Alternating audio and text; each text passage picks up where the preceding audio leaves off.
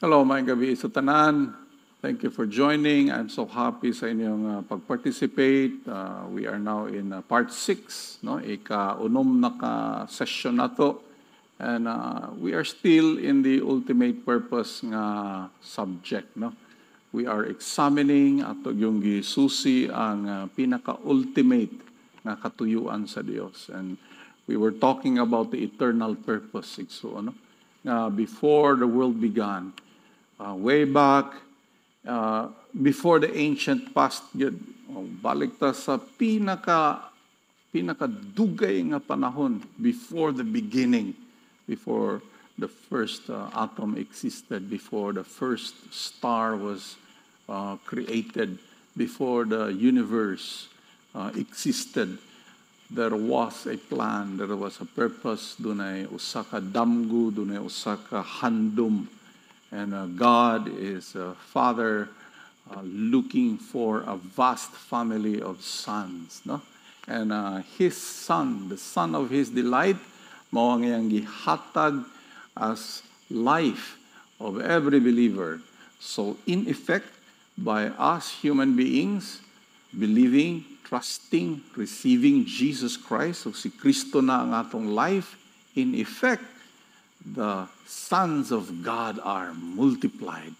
Sama sa usa ka binhi nga itanom, kung wa pa siya itanom, wa pa siya namatay, isa ra siya kabok. But kung itanom mo ka na siya, mahimo siyang daghan. So nahimong daghan ang mga anak sa Dios. And that is the purpose of the cross, no? We are talking about the eternal purpose, God's purpose before the fall. So, wa pa nahug ang tao, wa pa nagkinahanglag kaluwasan ang tao, wa pa nagkinahanglag kapasayloan, reconciliation. There was a purpose already.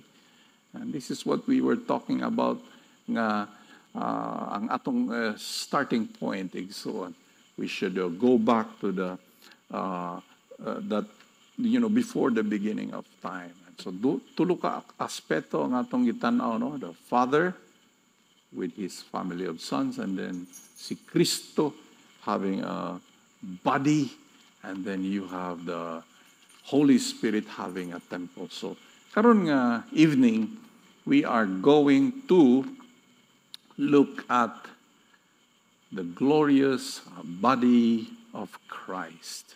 No? We are now in the ultimate purpose, part 6. Ang goal sa atong lesson tonight is to have a clear vision of what the body of Christ is and to discover our role in God's ultimate purpose of building His ecclesia, His church. Atong tumong ani nga naatay clear na understanding kung unsa bagid ang gina-accomplish sa Ginoo. Okay, parehas ra baguna sa mga kung dunay usa ka dakong construction site, usa ka dakong balay ang ginatukod, dunay mga engineer, naa diha ang mga mason, naa diha ang mga karpentero.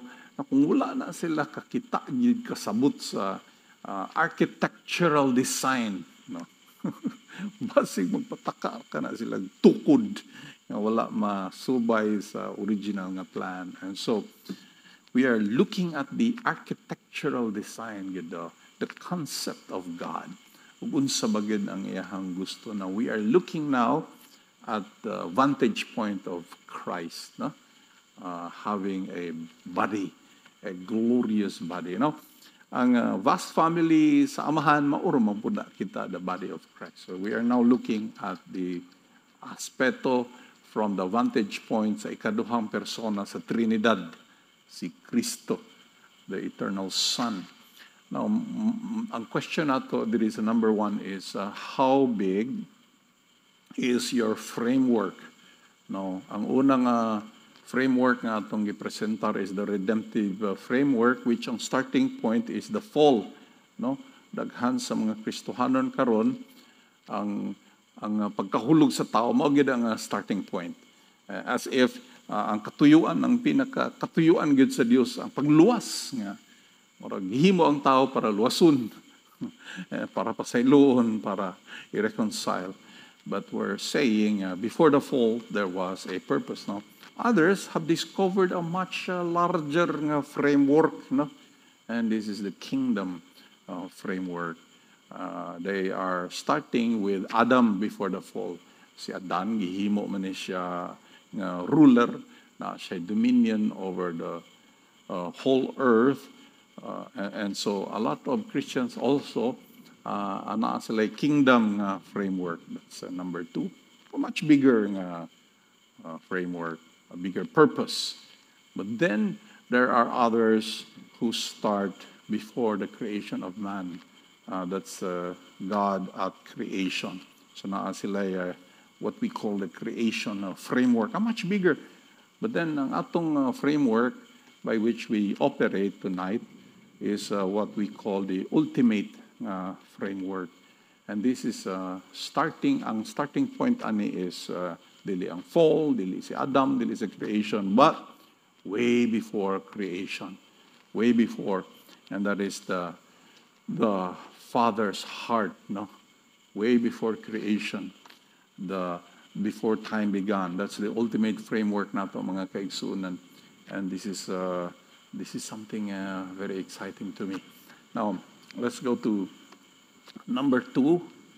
Okay, God's ultimate purpose for the body of Christ. Now, here you see sa atong illustration kaning atong timeline of God's purpose, the arrow of God's purpose before the world began, and then there's the highway of God's purpose, but doon ay interruption ni deep paubos, but then nabalik pataas. That's because of the cross, the redemption accomplished by Jesus at the cross. So through the work of Jesus, nabalik ta sa highway of God's purpose, and then we now proceed. Now here we are examining the lahipod nga aspeto. Look at the illustration here. You have Christ the head, and then ang many-membered body. So ang ulo ug ang lawas usa lamang ka entity. Look at these verses here. Let's read sa Ephesians chapter 1 verse 22 and 23. Makita nato diri nga si Kristo ang ulo. And God placed all things under his feet and appointed him to be head over everything for the church, which is his body, the fullness of him who fills everything in every way. Look at that verse igsuon sa imong material. I want you to notice nga si Kristo, he is the head, and then ingon pa diri over his body. And what is the body of Christ? It's his fullness. I want you to notice that, and we're going to look at that verse again later. But the body of Christ, which is kita day ang iyahang fullness. The fullness of him who fills everything in every way. Imagine that.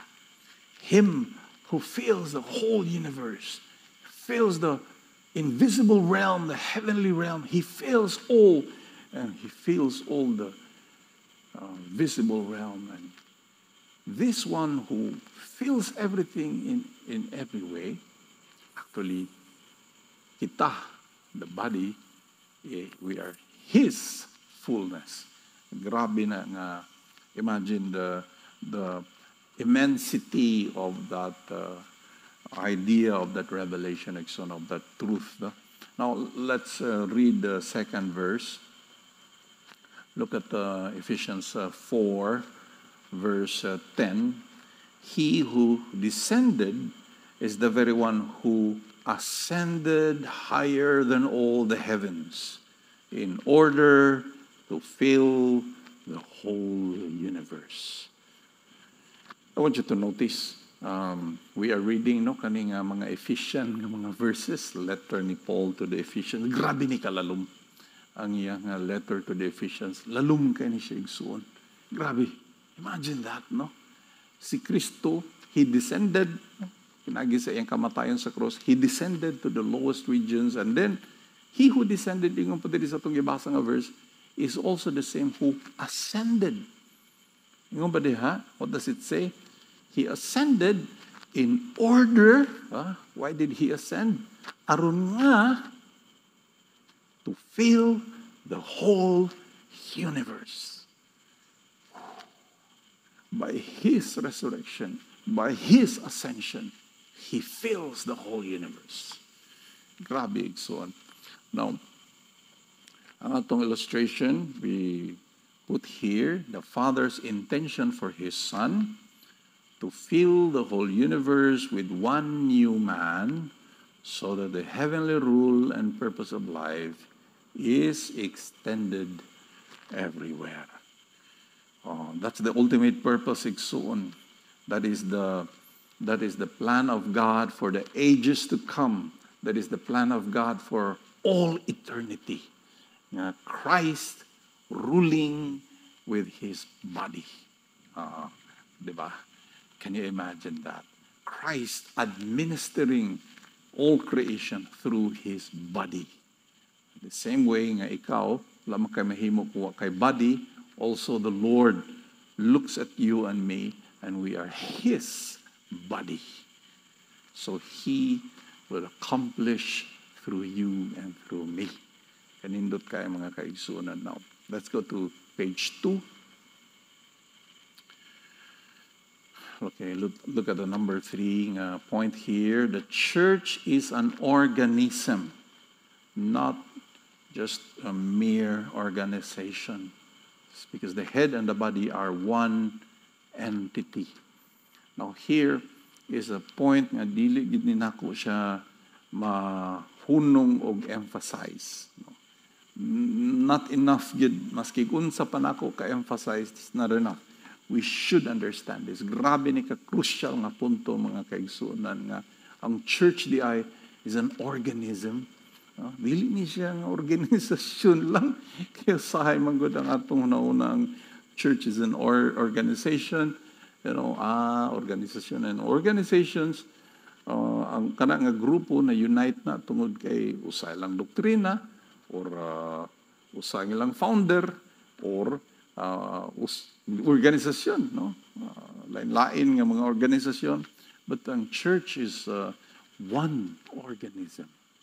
No, mo ning tawag sa uban nga the mystical body of Christ. Now, when we see the church as an organization, meaning as an organism, it means to say nga usa ra tag life. No, kaya matag usa na to, matag magtutuo kang Kristo, nakadawat man tag divine life, no? You have received divine life. I have received divine life. Kaning nga brother naka-receive og divine life. That sister received divine life. Usara ta ka life. We all daghan ta but usara atong life. And that is the life. Mo kanang life ni Hesus Kristo. So here I want us to read a verse. Now, I want you to take a closer look at a verse. So, a very curious kind of verse. 1 Corinthians chapter 12, verse 12. It says here, "For as the body is one and has many members, but all the members of that one body, being many, are one body, so also is Christ." Atong bitisayon. Ang sa kalawas, daghan na members. No? Daghan siya members. But, although daghan na siya, usaragid na siya ka lawas. No, Paul didn't say nga, so also is the body of Christ. Or, so also is the church. No, he did not say that. What did he say? So also is Christ. You see, the point is, okay, the body, the members, usa, so also is Christ.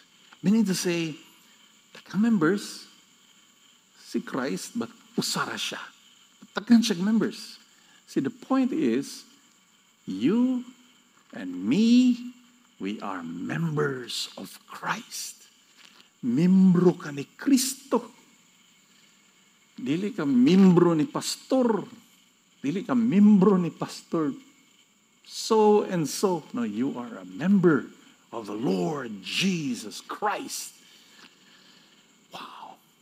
Think of that. Yes, naaman tayo mga organisasyon. Gituyo na sa Ginoo, giordina ka na sa Dios. God has gifted us with organizations, but dili na maoy atong identity. Dili ka na mao ang nag-define kung kinsa kita. We are defined by a higher, much deeper, much greater nga persona. And that is the person of Christ. Igsoon. That is an amazing kind of verse. Now, let's continue. That's verse 12 of chapter 12, 1 Corinthians. Let's go to the next verse. No? For we were all baptized by one Spirit so as to form one body, whether Jews or Gentiles, slaves or free. And we were all given the one Spirit to drink. So here you see, nga kita di ay nahimutang part sa body kay ang balaan nga espiritu maoy nagbautismo kanato pasulod sa body. And then ingon pa diri mga Hudiyo man o mga Hintil o ulipon man o gawasnon, gihatagan kita og usa ka espiritu para imnon. No. Igsuon, I believe ang ipasabot ni Paul didi mao ang evangelism na unsa ta pagka born again, no? Nga we were all given the one Spirit to drink. Pag inom na to, nahimo kitang mga born again. Nahimugso kita pag-usab. I believe the Apostle Paul is talking about the new birth. In other words, pinaagi sa atong pagdawat kang Kristo, diin napuy-an kita sa balaan nga kinabuhi sa Dios, nahimo tang usa ka body together because of the divine life indwelling us, Christ living in us, nahimo tang usa ka body. Now, why do I believe that? Because if you read the next verse, a verse from John chapter 4, gigamit ni Ginoong Hesus ang kaning word nga drink, referring to salvation. No, so John chapter 4, look at John chapter 4. Whoever drinks the water I give them will never thirst. Indeed, the water I give them will become in them a spring of water welling up to eternal life. So si Ginoong Hesus no, nag-istorya siya sa babae nga Samaritana and igiingnan niya babae, kung muinom ka aning tubig nga akong ihatag, mahimo ni, na kung imo ning imnon, mahimo ning tabay sa imong sulod. Tabay diin magatubod ang kinabuhi sa Dios. Kinabuhi nga eternal. Oh, imagine that. He's talking about being born again. Kita sa diyang nakadungog ta sa gospel ni tuo ta, ni inom ta. So, as a result, dunay divine life nga nagpuyo sa atong sulod. So I believe this is what Paul was talking about, no? After explaining how we are members of Christ, he explained na unsa nganong nahimot ang members of Christ kay nakainom ta. We receive the gospel we heard and we believe. No, another verse here sa 1 John chapter 5 verse 12. Whoever has the Son has life. Whoever does not have the Son does not have life. Kinsa to nga nakaangkon kang Kristo, nakaangkon sa anak, adunay kinabuhi. Ug kadtong wala nakaangkon sa anak, walay kinabuhi. Igsuon, mauday ni siya ang reason nga nung usa ta ka body kay usara tag life. Ikaw ug ako parehara tag life. The person of the Lord Jesus Christ. I believe ang atong awareness ni ini nga kamatuoran igsuon will produce a fellowship nga lalum. Once mo tan-aw ta sa atong isig ka magtutuo ug atong isipon ang kinabuhi ani nga igsuon, maoro pod ang akong kinabuhi, parehamig kinabuhi. Pareho ang iyang kinabuhi, ako pong kinabuhi. Si Kristo ang iyang kinabuhi, si Kristo pod akong kinabuhi. We have one life. And that is the amazing kay nga truth. And I believe nga kung mo tan-aw ta di ana, dili nga halahi na siya doctrine. Kani siya Calvinist, kani siya Arminian, kani siya Pentecostal, kani gipang segregate, gipang compartmentalize, gipang sulod na to ang mga Kristohanon o mga kahon. Gipang label na to, aka ni heretic, aka ni di kaayo, aka ni madawat ra, magwanta ra. No, no, no, no, no, no, no. Kung kanang tawhana, ni dawat kang Kristo, magtutuo ni Kristo, tinuod gyud na nituo kang Kristo, na siya'y life. Ug ikaw na ay life. So ang basihanan sa atong panaghiusa is not doctrine, not organization, not human persona, kundi the divine life. Christ being your life, my life, our shared life. Can you imagine that? Now, let's go to number 4, igsuon. Christ is the head of the body. Si Kristo ang ulo sa lawas. The Father's ultimate purpose is to bring all things in the visible and invisible realm under the headship of Christ. Atong sabton igsuon, no, basahon na itong episo sa chapter 1, you see nga ang katuyuan dahil sa Diyos, no, the mystery of His will which He purposed in Christ, no, according to His good pleasure. Basa na nimo sa Ephesians 1. Nga, hiusahon sa Diyos ang tibuok kabuhatan, all of creation. The invisible realm and the visible realm. Hiusahon niya, uniting all things and bringing all things under Christ. Ipailalom niya sa pagkaulo ni Kristo. Wow. But before na mahitabo, in the fullness of time, mahitabo man na siya. Right now, ang atong creation magud karon tinunglo man kanino, ug ang kining creation is in rebellion against God. But before that happens, una-una sa tanan, God wants Christ to be the head of the body, which is us, His ecclesia. So una mahimong head si Kristo over all the invisible and the visible realm. Siya sa ang mahimong head, ulo sa ecclesia. So we read, okay, let's read Ephesians chapter 1, verse 9 and 10. He, that's God, made known to us the mystery of His will according to His good pleasure, which He purposed in Christ to be put into effect when the times reach their fulfillment, to bring unity to all things in heaven and on earth under Christ. So, look at this. Mauday kini ang misteryo sa iyang kabubuton. Sumala sa iyang gikalipayan gayud. No? Ngayang gituyo diha kang Kristo. What is that? Kini siya mahitabo, kini siya sa dihang when the times will have reached their fulfillment, no?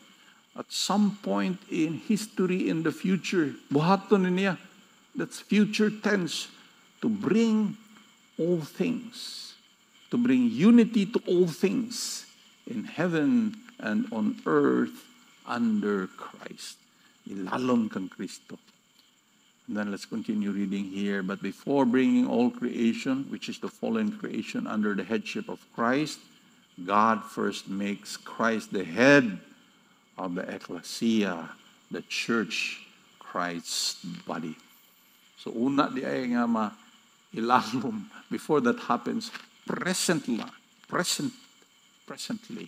sa presente na panahon karon, ang agenda sa Ginoo, himuon niyang ulo si Kristo. Now let's read also from Ephesians, but in chapter 4. That was in chapter 1 atong gibasa ganiya. Let's read chapter 4, verse 14 to 15. Then we will no longer be infants. Dili na kita mga baby. Dili na kita mga immature. We will no longer be infants, tossed back and forth by the waves, and blown here and there by every wind of teaching, and by the cunning and craftiness of people in their deceitful scheming. Maabot ang panahon nga dili na ta mga bata, nga mga bataot o mga infants, dili na ta mga immature igsuon. Kaya ang immature, mga infants unsa man ni, kusuk-kusuhon kini sila sa mga balud. tossed back and forth by the waves. Paghapak sa balod, gikan diri, pang! Tumbling siya padulong dito. Blown here and there by every wind of teaching. Obsog unsa nga latest nga uso nga teaching. Palid yun. Palid diritso. And by the cunning and craftiness of people and their deceitful scheming. Mga pang manipulation of mga deceitful nga mga pagtulunan. But then, ang next diri nga verse 15, instead, it says here, speaking the truth in love, we will grow to become in every respect the mature body of Him who is the head, that is Christ. Wow. So, dili na kita mga infants, kundi we will grow. So, unsang paagi nga kita mo grow? By speaking the truth in love. Atong i-minister ang kamatuoran pinagi sa gugma. Dunay po'y panahon nga kamatuoran daghan pero walay gugma. Sakit kaes nga tanan. Walay gugma. Di po pwede. Doon na po'y panahon nga puro gugma. Wa po'y kamatuoran. Di po pwede. So truth and love. Speaking to one another. Truth in love. Truth igsoon mo ka ng the biblical revelation of God. Mo ka ng truth. Contained in holy scriptures. Truth. Speaking the truth in love. Hallelujah. Balang espiritu mo ay naghahatag niya ng gugma igsoon. So what happens? Ingon pa diri sa verse 15. We will grow to become in every respect the mature body of Him who is the head, that is Christ. So kita di Ikson mo grow to become a mature, hamtong nga body. In every respect, Ikson, in every aspect, hamtong nga lawas, a mature body of Him who is the head. So Ikson, this is the agenda sa atong Papa in heaven. Ipatubo kita mga kaigsunan. Now let's go to page 3, number 5, the difference between lordship and headship. Ang kalahian, igsuon sa lordship o headship. Dunay kalahian, no? Ang lordship, pasabot siya ang hari, no? Siya ang matuman, siya ang magbuot. Mukha na ang meaning sa lordship. No? Ang headship, maura man gihapon, di ba? Siya ang hari, siya ang matuman, siya ang magbuot. But what is the difference, Igsoon? Because we're talking about Christ being the head of the body. Very important kini nga punto, Igsoon. Let's go. Lordship of Christ always has in view His relationship with His individual disciples, while headship has in view the Lord's relationship with His body.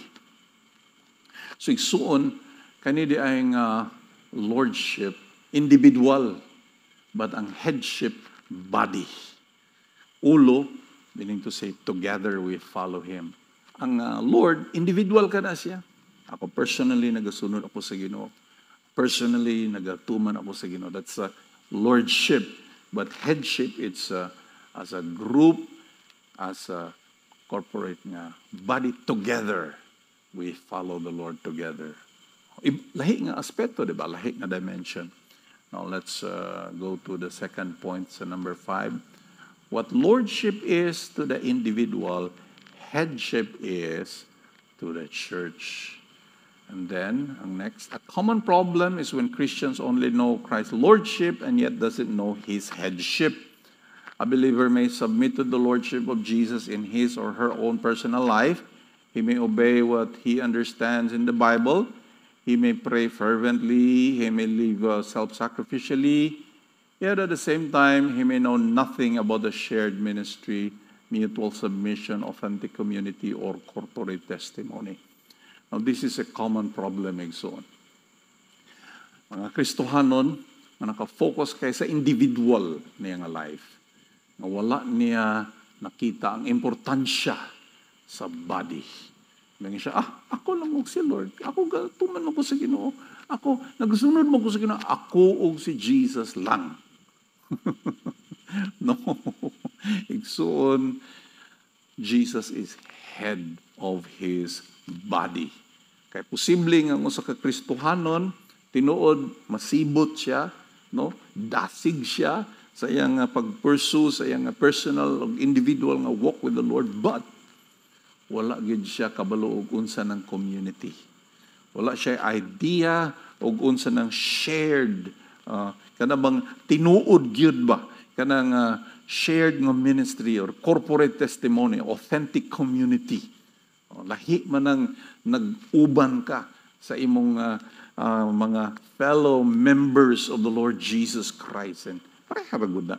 The simple act of like what I'm doing now, talking. Do you have any idea pila ka muscles ang nag-work, no? Sa akong mata, sa akong eyelids, sa akong cheeks, sa akong tongue, sa akong throat, sa akong lungs.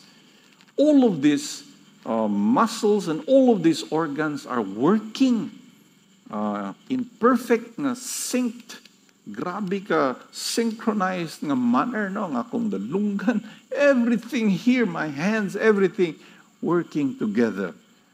Grabe na siya nga marvel, igsuon, but you see there the body.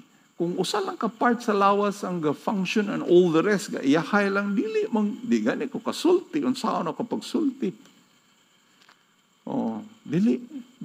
It's not possible. And also, in the case of the Lord, what can the Lord do kung ang iyang body dili community o dili shared ministry?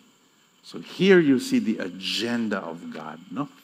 And last nga point here sa number 5, we are saved individually, but we are called corporately, igsoon. Ang atong calling, corporate ka na. Kung saan pag-adto sa missionary kung walay mo sabay, how about the sender? How about the intercessor? So together, we work as a body under the direction of the head. Dili atong head tao. Ang atong head is Jesus Christ. If you're a bishop, if you're a pastor, you should understand, dili ikaw ang head, kundi si Kristo ang head. And we should always be open to His direction, His leading, ang iyahang guidance as a corporate body, because the Lord speaks to all of us. Now let's go to number 6. The body is the expression of the truth here in the earth. Importante kay ni igsoon sa atong gihisgutan ganiha, no? The body is His fullness. Fullness ni Kristo. Kung ignorante ang community of God, ignorante ang church sa truth, unsaon na ito pagka-expression of the truth? Unsaon igsoon kung ang atong mensahe balaod nun, ang atong mensahe legalismo, ang atong mensahe kondinar, ang atong mensahe paghukom, paghusgar, unsaon na ito pagkahimong expression of the truth? We need to be filled with the understanding of the Word of God para mahimot ang expression of Christ. And I want us to read this verse. Gibasa naman nato ni, but let's read Ephesians 1:23, no? The church, which is His body, the fullness of Him who fills everything in every way. Wow! Think of that. Let that sink, igsoon. Let that sink. Kita daw nga church, His body, the fullness of Him. Kita di ay ang fullness of Him. The fullness of Him who fills everything in every way. Unsa man ang word nga fullness? That's the Greek word nga pleroma, which means a state of total fullness or abundance. Kanang diyang fullness igsuon, mao kana ang total abundance. And then the verse above tells us that the body is His fullness. This means that the body of Christ is called to express through our lives together the reality of who Jesus is. The more Christ is revealed as full of grace and truth, we become communities of grace. And the more the Word, His true nature and character is revealed through the preaching and teaching of the Word and the faithful Bible studies, the more God's people are transformed into visible expressions of Christ. Think about this, igsoon. Kita ay nga church, we are the fullness of Christ. Grabe na igsoon. Meaning to say, all that Christ is, ang iyang kinaiyahan, iyang gihatag sa church to be expressed through the body, the church, the ecclesia. But how can that happen kung wala sa atoa ang pulong? Kung dili pulong sa Dios ang atong tutukan o dili pulong sa Dios ang nagpuno sa atong mga hunahuna o kasing-kasing, dili nato ma-express, dili nato madayag kung kinsa siya. So we need the Word. Now, I want us to look at this, Look at number 7 atong point. Dunay kaaway ang pulong. But first, let's read duha ka portion of scriptures nga naga-illustrate how powerful the Word of God is. Hebrews 4:12. For the Word of God is living and active, sharper than any double-edged sword. It penetrates even to dividing soul and spirit, joints and marrow. It judges the thoughts and attitudes of the heart. Igsoon, ang pulong sa Dios, hilabihan kagamhanan, buhi. The Word of God is living, buhi ang pulong, ug active, nagapamuhat, gamhanan, sama kini sa doble suwab nga espada, nga muhiwa, mudulot gyud. It judges the thoughts and the heart. Grabe ang pulong kagamhanan, igsoon. Why matago sa pulong? Ang pulong mususi ka na sa tanan na itong mga motibo, mga tinguha o huna-huna. The Word of God will cleanse us. Grabe nga gahong sa pulong. And then there's another verse about the power of the Word. Look at Isaiah chapter 55, verse 10 to 11. As the rain and the snow come down from heaven, and do not return to it without watering the earth and making it bud and flourish, so that it yields seed for the sower and bread for the eater. So is my word that goes out from my mouth. It will not return to me empty, but will accomplish what I desire and achieve the purpose for which I sent it. Wow!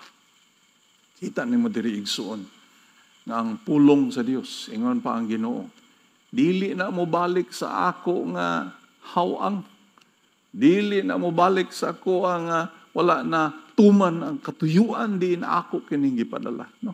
Ingon pa diri, it will accomplish what I desire. Pagpadala ako sa pulong, buhaton sa pulong ang katuyuan din ako kining gipadala. It will accomplish the purpose what I desire and achieve the purpose for which I sent it. Grabe kagamhanan ang pulong igsoon, You see that?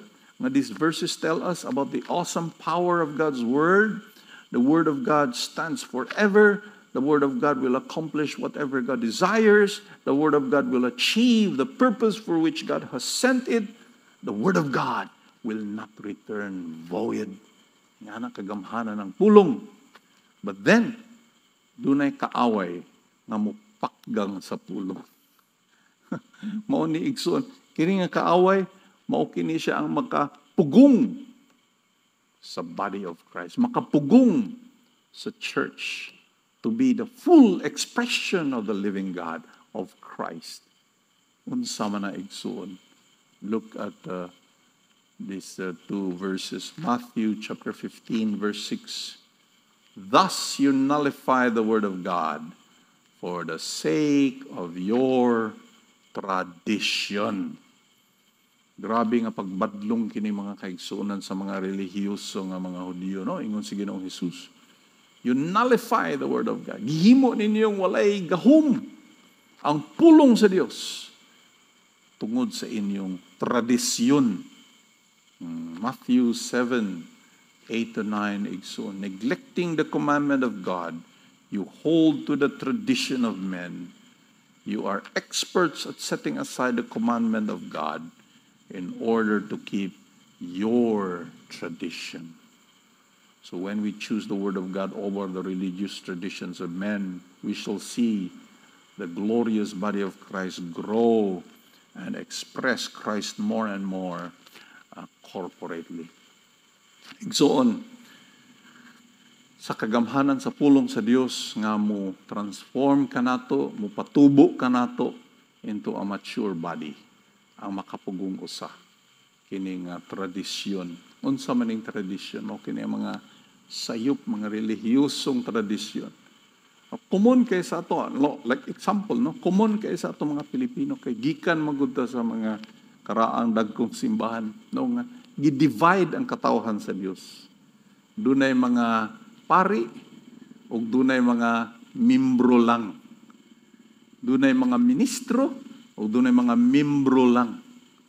Itong mga ministro mo, itong mga balaan nga mga tao, sulob og mga balaan nga saput, o kini sila ang mga balaan nga mga tao nga nagabuhat sa mga balaan nga seremonyas dito sa balaan nga dapit, o mga balaan nga mga tao, mga ministers. So kaning uban, kasagara gyud majority ordinary members. That is a tradition that is so deadly because it contradicts the word of God. It contradicts the eternal purpose. It contradicts the very nature of God. Kay igsuon, matag magtutuo. Matag membro sa lawas ni Kristo. Igsuon, dunay function kay naaman sa imo ang life. Kung naa sa imo ang divine life, doon na kay function kay ka na nga life, mudtubod man ka na, mudagaya man ka na. Igsoon, mugawas gyud ka na, igsoon. Because Christ in you is the teacher, Christ in you is the encourager, Christ in you is the healer, Christ in you is the forgiver, Christ in you is the generous giver, Christ in you is the pastor, Christ in you. Igsoon, si Kristo nga naa sa imong sulod, mugawas mangyug ka na, mudayag mangyug ka na. So, ang matag magtotoo, every believer is a minister. Unsay makapugong ni ana, it's the traditional mind. Daghan patag hisgutan bahay na mga kaigsuunan, but I believe nga karong gabi una, hallelujah, I pray na naatay nakuha nining atong lesson. This is part 6 of the ultimate purpose. Ang atong gisgutan is the glorious body of the Lord Jesus Christ. May we all speak the truth in love. Truth in love. Biblical truth. Biblical truth in love. So that we will grow in every respect to become a mature body of Him who is the head, that is Christ. Dili na ta mga infants. Dili ta magpabilin ng mga baby. Cute man gyud ang baby igsoon. Oh, wala man gyud tao nga dili cute ta ng baby. Cute man gyud ang baby. Himus kay ang baby igsoon. O ang panimalay nga na ay mga baby, malipayon ka na nga panimalay. Pero dili mo pwede nga napulo na katuig ng Kristohanon, baby gihapon. Dili igsoon, dili pwede na. 20 katuig na baby gihapon. Uy, naunsa. Dili pwede na. God's will, God's ultimate purpose is growth, corporate growth into the headship of Jesus Christ. So I pray nga naablihan ang atong mga mata somehow, some way. And I pray nga ma-inspire kita, ma-discover na to more and more. Ug sa atong role diha sa katuyuan sa Dios atong kinabuhi. Thank you so much, Father.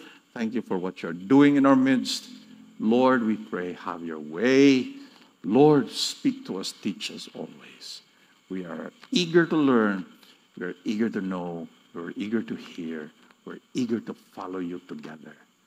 In the most beautiful name of the Lord Jesus Christ, we pray. Salamat igsoon sa imong time. God bless you.